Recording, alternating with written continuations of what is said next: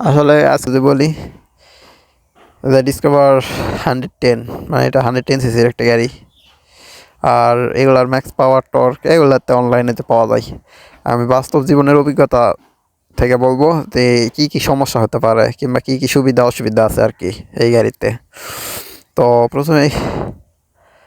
প্রথমেই শুরু করি যে বাইকের ওয়েট দিয়ে শুরু করি। আসলে সবাই ওয়েট দিয়ে শুরু করে না, আমি ওয়েট দিয়ে শুরু করতেছি। তার কারণ হইতেছে এমনি যেগুলো ধরেন যে ইঞ্জিনের ক্যাপাসিটি যেগুলো আছে এগুলো আর কি তো সবাই জানে কম বেশি, আর যদিও না জানে অনলাইনে সার্চ করলে এগুলার অ্যাভেলেবেল পেয়ে যাবেন। এই জন্য এগুলো কথা না বলি, বাস্তব জীবনে চালাতে গিয়ে যে সেগুলো সমস্যার মধ্যে মানে সমস্যা মনে হয়। একটা গাড়ি তো সব দিকে ভালো হয় না, আপনার কোনো দিকে খারাপ কোনো দিকে ভালো এটা থাকবেই।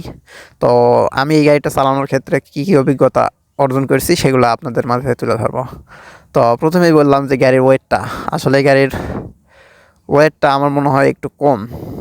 মানে গাড়ি হিসেবে ঠিক আছে, কিন্তু তারপরেও যখন আপনি একটু স্পিডে চালাবেন, ধরেন যে 85-90-এর উপরে যাবেন, তখন এটা নিয়ে একটু সমস্যা হয়। তখন যে সমস্যা হয় যে যখন একটু জোরে বাতাস হয় এর মধ্যে যখন আপনি 85-90 চালাবেন তখন আপনার গাড়িটা প্রচুর মানে স্টেবল থাকে না, আপনার নড়াচড়া করে, মনে হয় যে গাড়িটা ভাসতেছে বাতাসে, এইরকম মনে হয়। এইটা হচ্ছে এক নম্বর সমস্যা। আর একটা সমস্যা আছে যে আপনি যখন ওই বড় কোনো হাইওয়েতে রাস্তাতে বড় গাড়ির পাশ দিয়ে যাবেন, সেই গাড়ির যেই বাতাসের সৃষ্টি হয় ওটার মধ্যেও অনেক কাঁপাকাঁপি করে। এটা হচ্ছে এক নম্বর সমস্যা।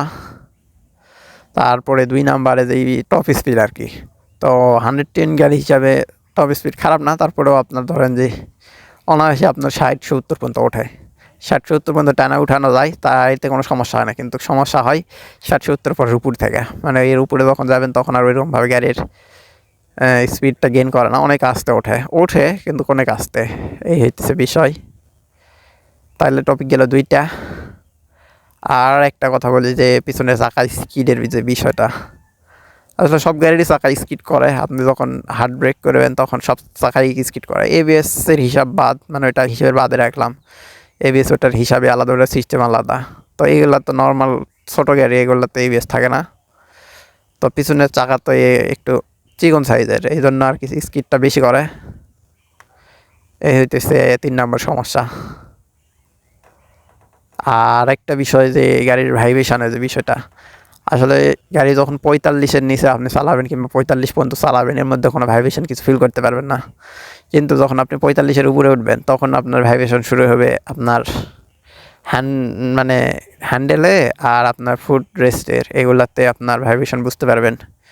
আপনার 45 থেকে 60-70-এর মধ্যে এগুলাতে বুঝতে পারবেন। কিন্তু আবার যখন 60-70 পার হয়ে যাবেন তখন এই 2 জায়গাতে ভাইব্রেশন কমে যায়, মানে ভাইব্রেশন তখন বোঝা যায় না, অত ফিল করা যায় না।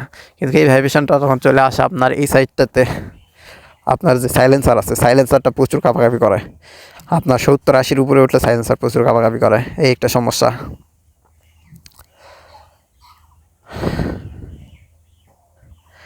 এটা বাদে তো আর কোনো সমস্যা দেখি না। আর এখন বলি আরেকটা জিনিস যে মাইলেজের ক্ষেত্রে, মানে এতক্ষণ যেগুলো বললাম এগুলো তো ধরেন যে আপনার খারাপ দিক, আর এখন যেটা বলবো সেটা হইতেছে ভালো দিক। তো ভালো দিকের প্রথমটাই বলি যে এটার প্রাইস। আসলে এটা আমার মনে হয় এইরকম একটা বাইকের জন্য এই প্রাইসটা একদম বেস্ট, মানে খারাপ না। আপনার যে প্রাইসটা আছে এটা একদম আমার মনে হয় ঠিকঠাক আছে। অ্যান্ড এটা আমার মনে হয় ভ্যালু ফর মানি, মানে বলা যায় ভ্যালু ফর মানি। তো এই একটা বিষয়, 1 নম্বর ভালো দিক। 2 নম্বর ভালো দিক হচ্ছে যে আপনার মাইলেজ। এটার থেকে আপনি মোটামুটি যেইভাবেই চালান 55 থেকে 60 মাইলেজ পেয়ে যাবেন, মানে 110-এ পেয়ে যাবেন। আমি 125 চালাই নাই, হয়তো বা কিছুটা কম আসতে পারে, কিন্তু আমার এটাতে আপনার 55 থেকে 60 আসে অনায়াসে, দেখা লাগে না। এই একটা বিষয়। আর একটা বিষয় ভালো দিকের যে বিষয়গুলো আর কি, তো সেগুলোর মধ্যে হচ্ছে যে এটার মেনটেনেন্স কস্ট অনেক কম। আপনি যে কোনো পার্টস অ্যাভেলেবেল পেয়ে যাবেন, সেগুলোর দাম একদম বেশি না, খুব অল্পর মধ্যে মিলে যায়। একটা সমস্যা ভালো দিক আর কি। তো এই একটা ভালো দিক। আর যে বিষয়টা আছে সেটা হইতেছে যে আপনার এখানে সব বয়সের লোকজনের সাথে চলে যায়। মানে আপনি একটা ইয়াং সেলেক্ট দিবেন, আপনার 25, 26, 27, 28 দিলে এটা চালাবে, একদম খারাপ লাগে না, ভালো।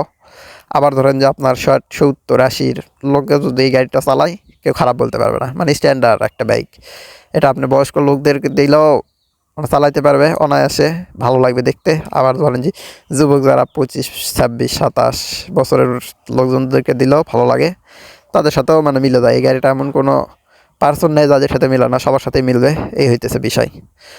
আর সো এগুলাই হইতেছে আপনার ইউজার এক্সপিরিয়েন্স। আর এটা ছাড়া আপনি যে যেমন ইঞ্জিনের পাওয়ার, টর্ক, এগুলা বিষয় আর কি অনলাইনে পেয়ে যাবেন, তাই এগুলো বিষয়ে কথা না বললাম। আর এখন বলি যে এগুলো কাদের জন্য ভালো। আসলে এই গাড়িগুলো তো ধরেন যে আপনার যেগুলো বড় বড় শহর আর কি, যেমন ঢাকা ঢাকা শহরের কথাই বলি, যে ঢাকা শহরে এইগুলো গাড়ি তো অল্প চলে, ওইরকমভাবে চলে না। কিন্তু আমাদের গ্রামের সাইডটাতে এইগুলো গাড়ি বেশি চলে, বিশেষ করে আপনার জেলা শহরগুলোর আশেপাশে আর কি, মানে যেগুলোর থেকে আপনার জেলা শহরে যাওয়া আসার বিষয়টা, যেমন আমাদের এটা গ্রামের মধ্যে ধরে, তারপর আমাদের এটা নওগাঁ শহর থেকে মোটামুটি আমার বাড়ির থেকে নওগাঁতে যেতে আপনার সর্বোচ্চ 8-9 কিলো পড়ে। তো এই জন্য আমাদের এইরকম আশেপাশে যারা থাকে তাদের একটা গাড়ি থাকা অবশ্যই জরুরি, যে এখান থেকে ধরেন যে কোনো সময় গাড়ি পাওয়া যায় না, অথবা কোনো প্রয়োজনে নওগাঁ সান্তার যাইতে হলো, তখন গাড়ি নিয়ে যাওয়া যায়, সুযোগ সুবিধা আছে। তো আমাদের জন্য এইগুলা গাড়ি বেস্ট। আর এইগুলা গাড়ির হচ্ছে মাইলেজের একটা বিষয় আছে, যে মাইলেজ আপনার খুব ভালো দিবে, এই একটা বিষয়।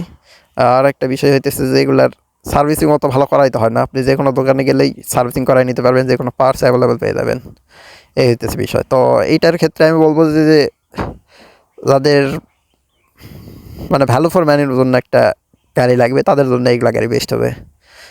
আপনি না পারবেন ফেলা দিতে, না পারবেন একবারে উঁচুতে রাখতে, একদম সব মিড রেঞ্জের মধ্যে অনেক ভালো একটা বাইক। আসলে সব বাইকে ভালো হয়, আর প্রত্যেকটা কোম্পানিতে তাদের ভালো জিনিসটা দেওয়ার জন্য, এই হইতেছে বিষয়। আর এই তো যারা গ্রামের থাকে তাদের জন্য আমার মনে হয় এটা বেস্ট। আর যে কোনো বয়সের লোকজনের সাথে এটা ম্যাচ খাওয়াই নিতে পারে, আপনি যে কোনো বয়সের লোকজনকে দিবেন, এটা চালাতে পারবে, কোনো সমস্যা হবে না, এই হইতেছে বিষয়। তো আমি বলবো যারা বাজেটের কথা চিন্তা ভাবনা করে বাইক কেনার চেষ্টা করতেছেন কিংবা বাইক কিনতে চাচ্ছেন, তাদের জন্য এটা একটু বেস্ট হবে, কারণ প্রাইজের দিক দিয়ে আপনার সমস্যা হবে না, মিড রেঞ্জের প্রাইস। দ্বিতীয় নাম্বার হচ্ছে সার্ভিসিংয়ের যে বিষয়টা, বেশি হ্যাসেল পোয়াতে হবে না, যে কোনো জায়গাতে পাবেন। আর 3 নাম্বার হচ্ছে আপনার পার্টস পাতি, এই ডিসকভারের পার্টস পাতি কিংবা বাজাজের পার্টস পাতি আর কি অনেক ভালো পাওয়া যায়। তো আমার জন্য মনে হয় যে এটা একটা ভালো ডিল, যারা মিড রেঞ্জের মধ্যে চাচ্ছেন তাদের জন্য একটা ভালো ডিল। আর পাওয়ার টর্কের বিষয়ে আমি না বললাম, ওটা না বলি, কিন্তু এটাতে সাধারণত আপনার এই গাড়ির ওজন অনেক কম, মানে গাড়ি হিসাবে, গাড়ির সিসি হিসাবে অনেক কম, কিন্তু তারপরেও এটার পাওয়ার আপনি যখন সিঙ্গেল রাইড করবেন তখন পাওয়ারটা বুঝতে পারবেন, মোটামুটি ভালো, আপনার 70-80 অনায়াসে উঠা যায়, সমস্যা হয় না। কিন্তু ডবল নিয়ে আপনার এই গাড়িটা ডবলের ক্ষেত্রে না, তারপর চালানো যায়, কিন্তু ওইভাবে পাওয়ারটা বোঝা যায় না যখন আপনি ডবল নিয়ে চালাবেন। তো আমি বলবো যে যারা সিঙ্গেলের জন্য কিংবা মিড রেঞ্জের মধ্যে চাচ্ছেন, তাদের জন্য একটা বেস্ট ডিল হবে আমার মনে হয়। আর আপনাদের কাছে কার কী মনে হয় সেটা অবশ্যই কমেন্টে জানাবেন।